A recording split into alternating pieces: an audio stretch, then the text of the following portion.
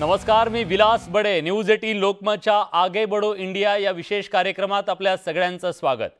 मंडळी, आपल्याला कल्पना आहे केंद्र सरकार देशात वेगवेगळ्या प्रकारच्या विकास योजनांसाठी अनेक प्रयत्न करत आहे. देशातलं MSME हे मंत्रालय सुद्धा विविध योजनांच्या माध्यमातून देशातल्या उद्योग व्यवसायाला चालना देण्यासाठी प्रयत्न करत आहे. त्याचबरोबर ज्या केंद्र सरकारच्या वेगवेगळ्या पॉलिसीज आहेत, त्यांच्या वेगवेगळ्या सुविधा आहेत, त्या सुविधा सामान्य उद्योजकांपर्यंत पोहोचवण्यासाठी म्हणून MSME मंत्रालयाने आता वेगळे प्रयत्न सुरू केलेत आणि त्याचाच एक भाग म्हणून उद्यम रजिस्ट्रेशन पोर्टल त्यांनी सुरू केले. या पोर्टल सुरू करण्याचा उद्देश काय आहे तर हे सगळे उद्योजक एका प्लॅटफॉर्मवरती आले पाहिजेत. हे सगळे उद्योजक जर एका प्लॅटफॉर्मवरती आले तर सरकारच्या माध्यमातून जी पॉलिसी आखली जाते उद्योगांच्यासाठी ती पॉलिसी या सगळ्यांच्या पर्यंत व्यवस्थितपणे पोहोचू शकेल. मग हे रजिस्ट्रेशन उद्यम रजिस्ट्रेशन पोर्टलवरती सगळ्यांना युजर फ्रेंडली पोहोचता येईल, सगळ्यांना तिथं रजिस्ट्रेशन होईल. याच्यासाठी अनेक सुविधा तिथे उपलब्ध करून देण्यात आलेल्या आहेत आणि या सुविधा उद्योजकांसाठी अतिशय महत्त्वाच्या ठरतात आहेत. पण उद्योजकांनी यासाठी काय करायचं आहे? फार त्यांना याच्यामध्ये कागदपत्रांची जुळवाजुळव करायची आहे असं काही नाहीये. अतिशय साध्या सोप्या पद्धतीने त्यांना आपलं रजिस्ट्रेशन इथं करावं लागणार आहे. त्याच्यासाठी काय लागणार आहे तर केवळ त्यांचं पॅन कार्ड आणि आधार कार्ड एवढंच लागणार आहे.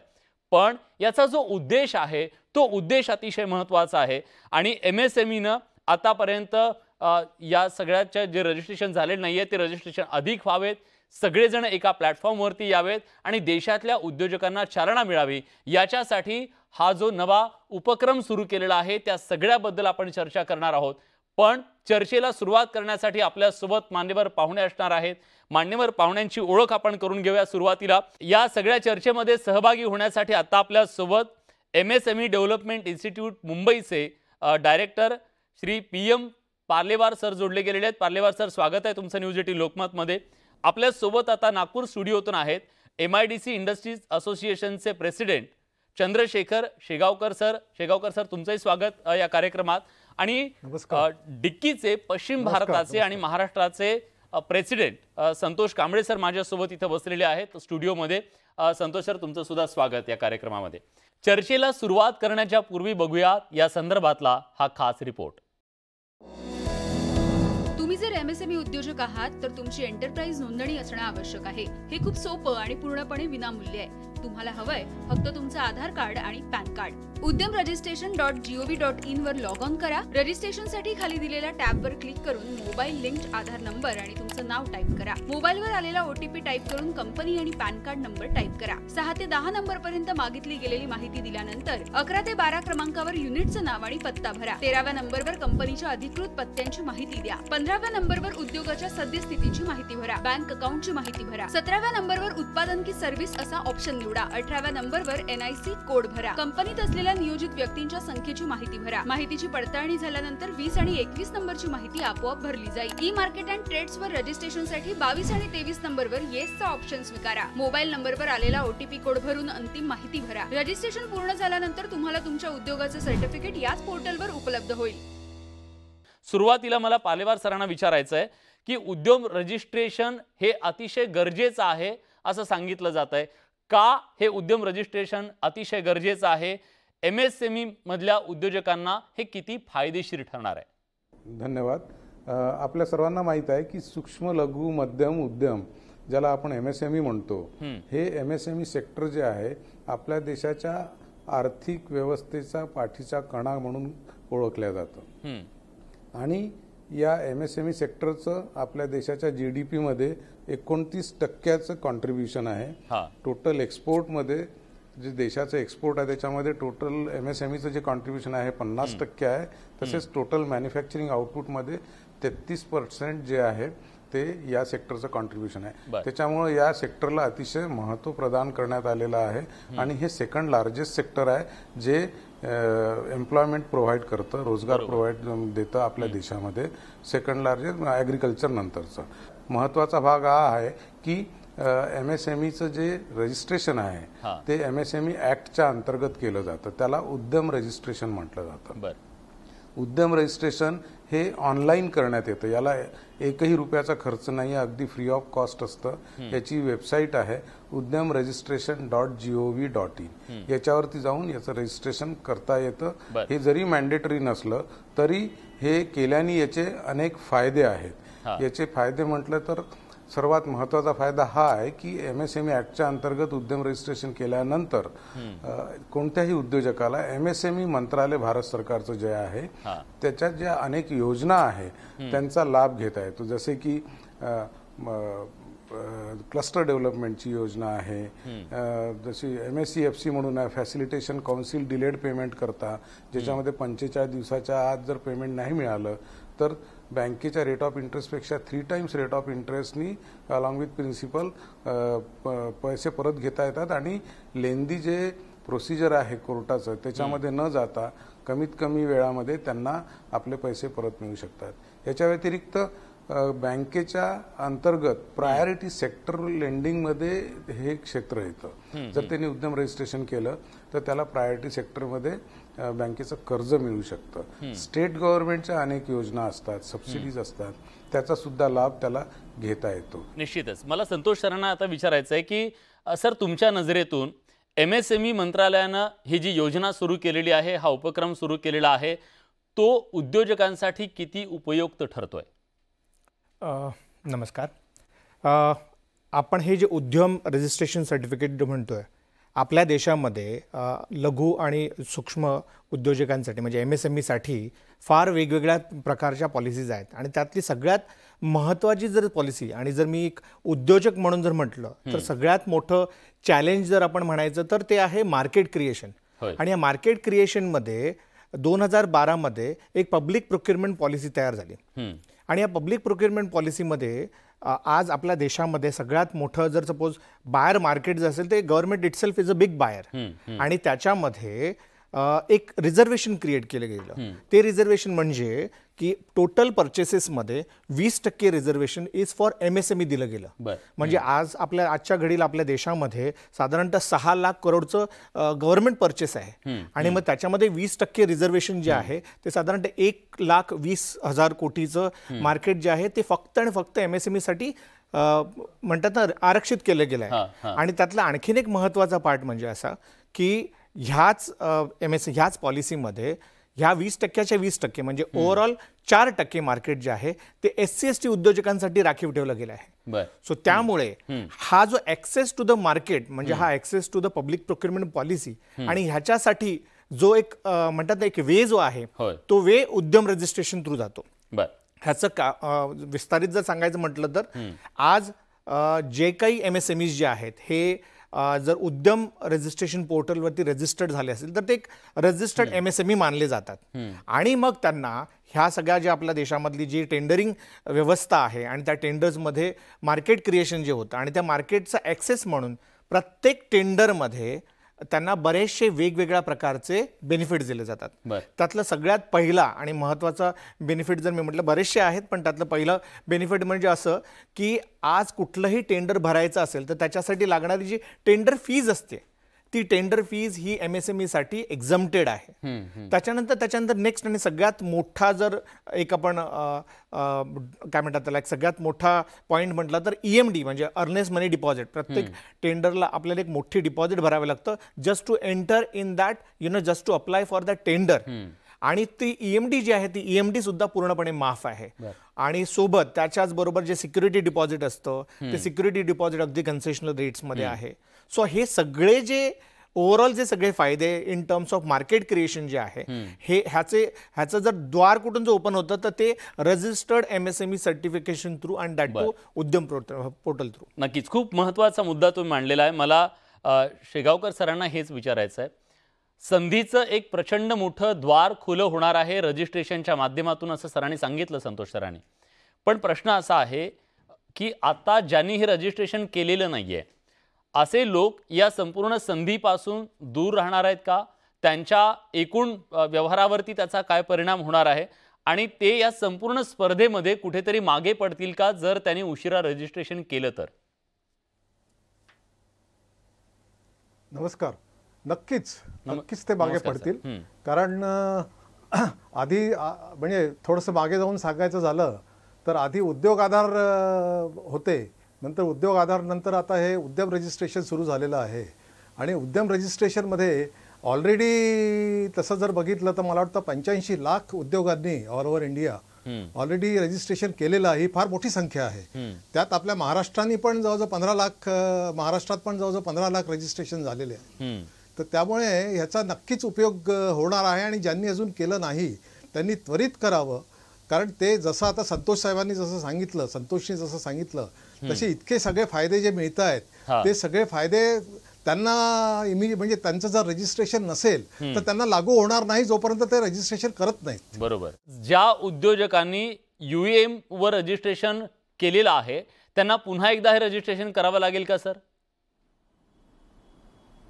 नाही, उद्योग आधार ज्यांनी केलं असेल आधी आणि त्याला एक डेट दिली होती की कट ऑफ डेट, त्याच्या आधी त्यांनी करायचं होतं. ते ही डेट एक्सटेंड झालेली आहे. ही डेट आता 30 जून 2022 पर्यंत याची व्हॅलिडिटी आहे उद्योग आधारची.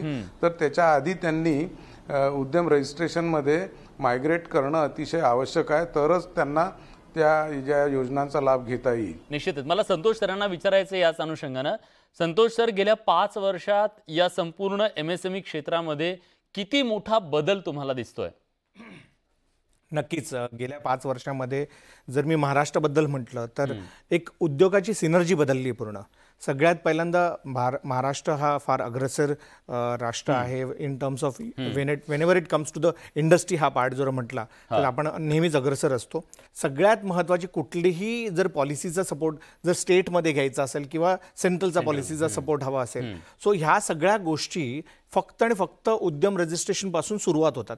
आणि त्याचबरोबर सरकारला हा जर डेटा जर मिळाला तर त्याच्यामध्ये प्रत्येक सेक्टर वाईज एक सेग्रिगेशन करता येतं की प्रत्येक सेक्टर वाईज किती MSMEs आपल्या देशामध्ये आहेत, किती कार्यरत आहेत, त्यांचे काय डिटेल्स आहेत. हा डेटा जो पुलिंग जो आहे हा फार महत्त्वाचा भाग आहे. आणि त्याच्यावरतीच पुढच्या पॉलिसीज, MSMEsला support, finance support, market creation, त्याच्यानंतर मेंटॉरिंग आणि ह्या सगळ्या गोष्टी तिथूनच सुरुवात होतं असं मला वाटतं. नक्कीच. मला शेगावकर सरांना हेच विचारायचं आहे, या संपूर्ण प्रक्रियेच्या बद्दल सरकारला काय सल्ला द्याल आणि काय अपेक्षा व्यक्त करताय? उद्यम रजिस्ट्रेशनच्या संदर्भात जर बोलायचं झालं तर MSME DI कडनं जे काही डिस्ट्रिक्ट लेव्हलला जे काही MSME DI चे सेंटर्स आहेत त्यांच्याकडनं आम्हाला पूर्ण मदत मिळते आहे. DIC कडनं पण पूर्ण मदत मिळते आहे. प्रश्न कुठेही म्हणजे गव्हर्नमेंट डिपार्टमेंटकडनं, सेंट्रल किंवा स्टेट यांच्याकडनं कुठे काही अडवणूक नाही आहे याच्यात. उलट ते आमच्या इथे असोसिएशनमध्ये येऊन किंवा इंडस्ट्री टू इंडस्ट्री जाऊन रजिस्ट्रेशन करायला तयार आहेत. त्यामुळे अशी कुठेही अडचण नाही आहे. आणि मुख्य एक गोष्ट सांगायची झाली की उद्यम रजिस्ट्रेशन नंबर तुम्हाला एकदा मिळाला की त्या नंबरनी तुमची इंडस्ट्री ऑल ओव्हर इंडिया एकच नंबर असल्यामुळे तुमची इंडस्ट्री त्या नंबरनी ओळखल्या जाईल. उद्योगाला जे स्किल्ड म्हणजे स्किल्ड लेबर आणि स्किल्ड वर्कर्स जे पाहिजे आहेत त्याच्यासाठी देखील MSME कडे फार चांगल्या स्कीम्स आहेत. आणि त्या स्कीम्स ते MSME आणि असोसिएशन, लोकल असोसिएशन्स इंडस्ट्रीजच्या त्यांच्या थ्रू राबवत आहेत. आणि त्यात बरेच म्हणजे त्यांना जवळजवळ स्किल डेव्हलपमेंट किंवा स्किल म्हणजे तुमच्या फॅक्टरीत येऊन ते वर्करला डायरेक्ट म्हणजे अशा पण काही स्कीम्स आहेत की जे तुमच्या फॅक्टरीपर्यंत पोहोचतात आणि वर्करना तुम्हाला स्किलिंग करतात आणि फ्री ऑफ कॉस्ट. नक्कीच. किती महत्त्वाचं आहे हे तुम्ही निश्चितपणे सांगितलेलं आहे. पण मला पार्लेवास सरांना विचारायचं आहे, केंद्र सरकारकडून MSME मंत्रालयाकडून सातत्यानं वेगवेगळे प्रयत्न करण्यात आले आतापर्यंत की हे रजिस्ट्रेशन करणं गरजेचं आहे, त्याचे फायदे काय सगळं सांगितलं गेलं. पण तरीसुद्धा अनेक लोक आहेत, अनेक उद्योजक आहेत, ते हे रजिस्ट्रेशन करत नाही आहेत. अशा लोकांचं काय नुकसान होऊ शकतं? या रजिस्ट्रेशन न केल्यामुळं याचे लाभ त्यांना मिळणार नाही आणि जर लाभ नाही मिळणार तर ते नक्कीच त्यांचं नुकसान राहील. तर अशा परिस्थितीमध्ये जास्तीत जास्त लोकांनी उद्यम रजिस्ट्रेशन करावं याच्याकरता माझ्या कार्यालयातर्फे पूर्ण महाराष्ट्रामध्ये MSME मंत्रालय विकास आयुक्त MSME मंत्रालयाच्या योजना MSMEच्या विकासाकरता राबविल्या जातात. त्याच्या अंतर्गत मोठ्या प्रमाणावरती आम्ही उद्यम रजिस्ट्रेशनचे कॅम्प सुद्धा लावत असतो. इथे ज्याही उद्योजकाला उद्यम रजिस्ट्रेशन करायचं आहे किंवा ज्याला काही कठीणाई येत असेल तो येऊन तिथे उद्यम रजिस्ट्रेशन करतो. तर नाही केलं तर नुकसान आहे आणि केलं तर अनेक फायदे आहे. तर जास्तीत जास्त लोकांनी रजिस्ट्रेशन करावी हीच माझी विनंती आहे. ठीक आहे, तुम्ही विनंती करताय. मला संतोष सरांना हे विचारायचं आहे, PMEGP ही योजना सांगितली जाते, ती योजना नेमकी काय आहे आणि सगळ्यात महत्त्वाचं म्हणजे MSME कडून आत्ता नेमक्या कुठल्या अशा योजना, मोठ्या योजना आहेत ज्या योजना चालवल्या जात आहेत, ज्या उद्योजकांच्यासाठी अतिशय महत्त्वाच्या आहेत? ह्या उद्यम रजिस्ट्रेशन सर्टिफिकेटमुळे तो पहिल्यांदा एक रजिस्टर्ड MSME होतो आणि रजिस्टर्ड MSME साठी बऱ्याचशा फायनान्स स्कीम्स आहेत. त्याच्यामध्ये मी तुम्हाला सांगू इच्छितो, सगळ्यात पहिली जर फायनान्स स्कीम म्हटलं तर सगळ्यात अगदी छोटी तर ती मुद्रा योजना, म्हणजे अगदी 10,000 रुपयापासून 10 लाख रुपयापर्यंतची मुद्रा योजना, 10 लाख रुपयापासून 1 कोटीपर्यंत स्टँडअप इंडिया योजना, त्याच्यानंतर अगदी 50 लाख रुपयापासून 15 करोडपर्यंत IFCI व्हेंचर कॅपिटल फंड आणि अशा बऱ्याचशा मोठमोठ्या scheme. So in terms of MSME growth, अगदी सीड फंडिंग पासून ग्रोथ फंडिंग पर्यंतच्या बऱ्याचशा फायनान्स स्कीम ज्या आहेत ह्या MSME द्वारा राबवल्या जातात. त्याच प्रकारे जे एक्झिस्टिंग लोन्स आहेत त्या एक्झिस्टिंग लोन्समध्ये इंट्रन्स सबवेन्शन म्हणतो, म्हणजे उदाहरणार्थ एखाद्या उद्योजकाकडे जर काही त्याचं करंट लोन चालू असेल तर त्याच्यामध्ये त्याला 5% सूट मिळते आणि त्याच्यानंतर GST च्यासाठी ज्या सगळ्या फंक्शनॅलिटीज असतात त्याच्यामध्ये पण सगळ्या गोष्टींचा, या सगळ्या पॉलिसीजचा ॲक्सेस घेण्यासाठी त्याला रजिस्टर्ड MSME असणं हे सगळ्यात महत्त्वाचं असतं. आता तुम्ही PMEGP बद्दल म्हटलात, फार छान अशी ही योजना आहे, पंतप्रधान रोजगार योजना म्हणतात त्याला.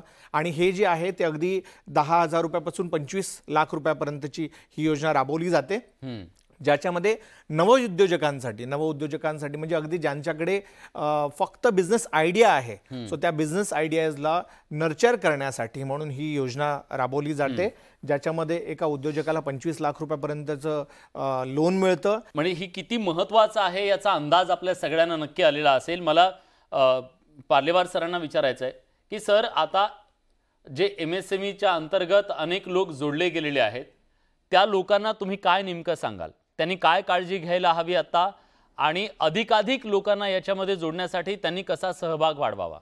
हे MSME जे रजिस्ट्रेशन आहे, उद्यम रजिस्ट्रेशन, हे करण्याकरता जी काही आम्ही इकोसिस्टम तयार केलेली आहे, ऑनलाईन इकोसिस्टम, त्या इकोसिस्टमचा लाभ त्यांनी घ्यावा आणि ज्या योजना आहे त्या योजनांचा लाभ घेण्याकरता हे आतापर्यंत आपण सांगतच आलो की अतिशय महत्त्वाचं आहे. तर हे या योजनांचा लाभ घेण्याकरता हे ताबडतोब करावं आणि या इकोसिस्टममध्ये त्यांनी एंट्री करावी, जेणेकरून त्यांना एक नवी आयडेंटिटी मिळेल, त्यांना या योजनांचा लाभ मिळेल. MSMEच्या माध्यमातून जगभरातलं मार्केट कवेत कसं घेतलं जाऊ शकतं, त्याचा विस्तार कसा केला जाऊ शकतो? शेगावकर सर, तुमच्याकडून मला ह्याचं उत्तर हवं आहे. MSMEच्या माध्यमातून आपल्याला एक अजून ॲडिशनल गोष्ट मला सांगावीशी वाटते, ती म्हणजे जे इंटरनॅशनल म्हणजे सगळीकडे जे एक्झिबिशन्स होतात त्या एक्झिबिशन्सला आपल्याला म्हणजे आपले जे भारतातले उद्योजक आहेत त्या उद्योजकांना जर जायचं असेल तर MSME कडनं आपल्याला सबसिडी मिळते त्याला जायला, म्हणजे त्याचं जायचं याचं भाडं आणि काही प्रमाणात तिथे राहण्याचा खर्च हा देखील MSME आपल्याला रिएम्बर्स करतं आल्यानंतर. तर त्यामुळे आपला जे म्हणजे आपल्याला जे एक्सपोजर हवं असतं, इंटरनॅशनल एक्सपोजर, आणि जे आपल्याला इंटरनॅशनली म्हणजे इंटरनॅशनल लेवलला कुठले प्रॉडक्ट आपण आपल्याकडनं सप्लाय करू शकतो आणि आपण जे काही प्रोक्युरमेंट बाहेरून करतो, आउट ऑफ इंडिया करतो, ते किती कॉम्पिटिटिव्हली करू शकू याचा जो एक्सपोजर आपल्याला या सगळ्या एक्झिबिशन्समध्ये पार्टिसिपेशन झाल्यामुळे मिळतो. मला संतोष सरांना विचारायचं आहे की आता सरकारनं तर इनिशिएटिव्ह घेतलाय, एक चांगला उपक्रम सुरू केलेला आहे, पण अशा उपक्रमांच्या बद्दल आणखी तुमच्या काय अपेक्षा आहेत सरकारकडून? अगदी शेवटचा प्रश्न थोडक्यात. नक्कीच. टोटल उद्योजकांपैकी 15% उद्योजक जे आहेत हे SC/ST कम्युनिटीमधून येतात आणि त्यांच्यासाठी MSME मंत्रालयातर्फे SC/ST हब म्हणून एक वेगळी संकल्पना सुरुवात झाली. ही 2016 मध्ये सुरू झाली आणि ह्याच्या मार्फत बऱ्याचशा वेगवेगळ्या स्कीम्स ज्या आहेत त्या राबवल्या जातात, ज्याच्यामध्ये तुम्हाला मार्जिनल मनी सपोर्ट म्हणा किंवा मार्केटिंग सपोर्ट म्हणा, त्याच्यानंतर जसं आता सांगितलं गेलं की ट्रेड फेअरसाठी सो अगदी 100% पर्यंत ट्रेड फेअर फ्रीज होतात. त्याच्यानंतर त्यांचे जे स्टॉल्स जे आहेत त्या स्टॉलचं रिइम्बर्समेंट केलं जातं आणि आता अपेक्षा जर म्हटलं तर सगळ्यात पहिल्यांदा मी तर इतकंच म्हणेन की उद्योजक आजच्या घडीला कमी पडतोय. आज अवेअरनेस थोडा आणखीन जर वाढला, आणखीन वाढवला आणि आणखीन आपण जर ह्या चॅनल मार्फत आणि ह्या सगळ्या ठिकाणून जर हा बऱ्याचशा उद्योजकांपर्यंत पोहोचला, आजच्या घडीला पॉलिसीची तसं म्हणायला तर काही कमी नाही राहिली आहे. फक्त एवढंच आहे की त्यांचे बेनिफिशरीज किंवा त्यांचे जे बेनिफिशरीज ह्याच्यासाठी कमी आहे की का तर त्यांना ते अजून माहीत नाही किंवा ते तिथे आलेले नाहीत. माहीत नाही, पण आता माहीत होईल, कारण नेटवर्क 18नं त्याच्यासाठीचा पुढाकार घेतलेला आहे. आणि त्याचमुळे आगे बढो इंडिया या कार्यक्रमाच्या माध्यमातून हा लोकांच्या मधला जागृतीचा जो प्रश्न आहे तो प्रश्न मार्गी लागावा. अधिकाधिक उद्योजकांनी या योजनेशी जोडलं जावं, उद्योगाचा या प्लॅटफॉर्मवरती यावं आणि सरकारच्या पॉलिसीचा, त्यांच्या वेगवेगळ्या सोयीसुविधांचा लाभ घेत देशाच्या उद्योग व्यवसायाला चालना मिळावी या उद्देशानं नेटवर्क 18नं हा सगळा पुढाकार घेतलेला आहे. पुन्हा एकदा आम्ही आवाहन करतोय या कार्यक्रमाच्या माध्यमातून, हा देश पुढे न्यायचा असेल, या देशाची अर्थव्यवस्था आपल्याला पुढे न्यायची असेल तर सर्व उद्योजकांनी आता हे रजिस्ट्रेशन करणं अतिशय गरजेचं आहे. पण आजच्या या कार्यक्रमाच्या माध्यमातून आपण सगळेजण आलात, खूप चांगल्या प्रकारची माहिती आपल्या राज्यातल्या उद्योजकांना आपण दिलीत, त्याबद्दल मी न्यूज 18 लोकमतच्या वतीनं आपल्या सगळ्यांचे मनापासून आभार व्यक्त करतो. आणि आगे बढो इंडिया या विशेष कार्यक्रमात आपण इथेच थांबतोय. ताज्या घडामोडींसाठी बघत रहा न्यूज 18 लोकमत.